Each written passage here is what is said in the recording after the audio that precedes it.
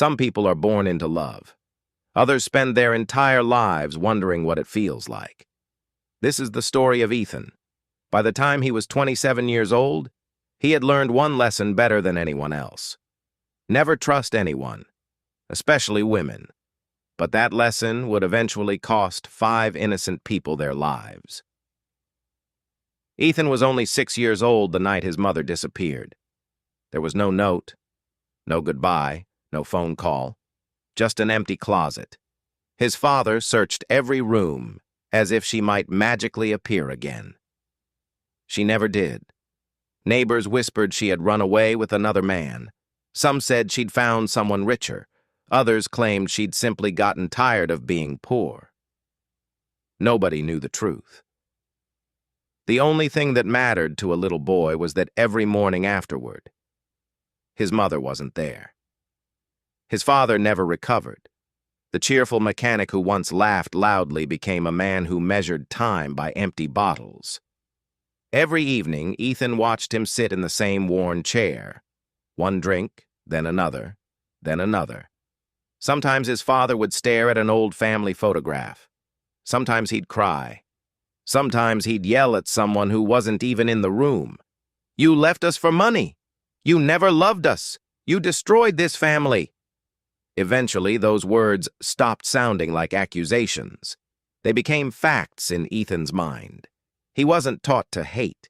He simply grew up inside hatred. School wasn't much better. Children teased him for wearing old clothes. Teachers pitied him. Nobody asked how he felt. Loneliness slowly turned into anger. Anger turned into certainty. And certainty became something dangerous. Every relationship Ethan tried as an adult ended the same way. Some women wanted different goals. Some wanted careers. Some wanted marriage. Some realized they simply weren't compatible. Every breakup confirmed what he already believed. They're all the same. He never stopped to ask whether they had their own reasons. He only heard rejection. Over the years, that bitterness became obsession. He sought out women to date, not to know them, but to prove himself right. When relationships ended, his rage grew darker. His crimes shocked the city.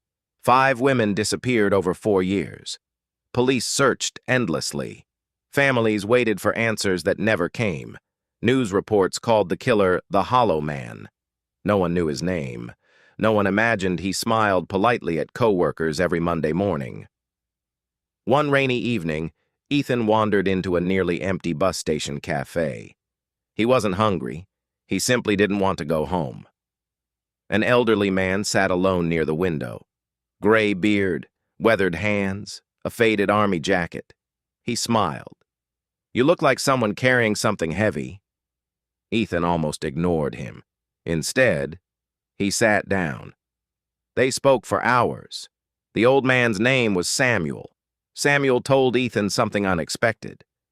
"My mother left when I was 5. Ethan looked up. "My father drank himself to death." Ethan leaned forward. "I hated women for years." For the first time, someone understood him. Samuel continued quietly.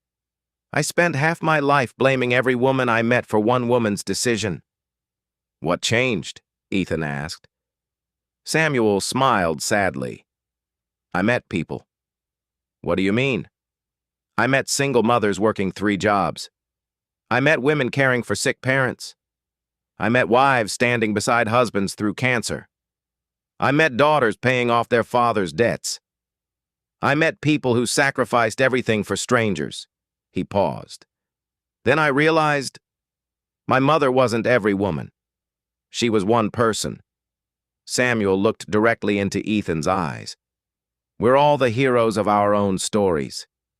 Sometimes people leave because they're selfish. Sometimes because they're scared.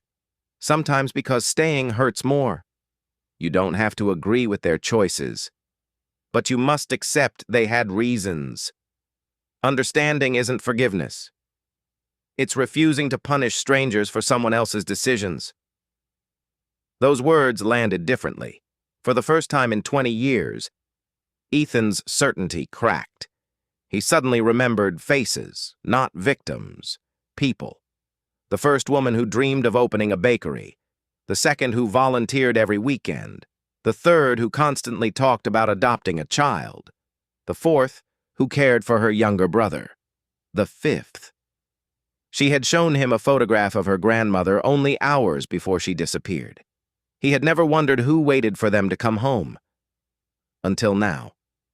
That night, Ethan didn't sleep. He opened an old box hidden beneath his bed. Inside were newspaper clippings, photographs, items belonging to each victim. For years, he had looked at them without emotion. Now, he cried. Not because he feared prison, because he finally understood the lives he had stolen. 5 futures, 5 families, 5 empty chairs at dinner tables, pain that would never disappear. Exactly like the empty chair he remembered from childhood. He had become the very thing that had shattered his own life. The following morning, Ethan walked into the police station. The desk officer barely looked up. "Can I help you?" "My name is Ethan Carter." Silence. "I need to confess." They led him into an interview room. He admitted everything, every crime, every location, every piece of evidence, every victim. He didn't ask for a lawyer. He didn't ask for sympathy. He simply answered every question. Some detectives cried, not because they pitied him, but because 5 grieving families would finally have answers. Months later, during sentencing, the courtroom was filled with those families. Ethan stood quietly. He did not ask for mercy. He read a letter.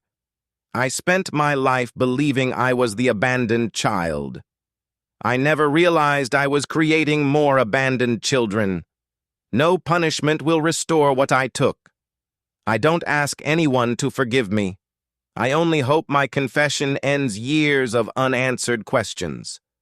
I'm responsible, and I will carry that responsibility for the rest of my life." There was nothing more to say. The judge imposed multiple life sentences. Years later, Samuel received a handwritten letter from prison. It read, "You didn't save me from prison. You saved me from dying without ever seeing the truth. For 20 years, I believed hatred protected me. It only made me become what I feared most.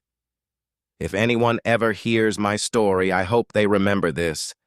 Pain can explain a person's choices. It can never excuse hurting innocent people. Every stranger carries a story you'll never fully know.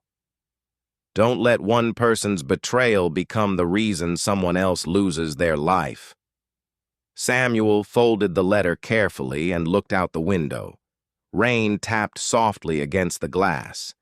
He whispered to no one in particular.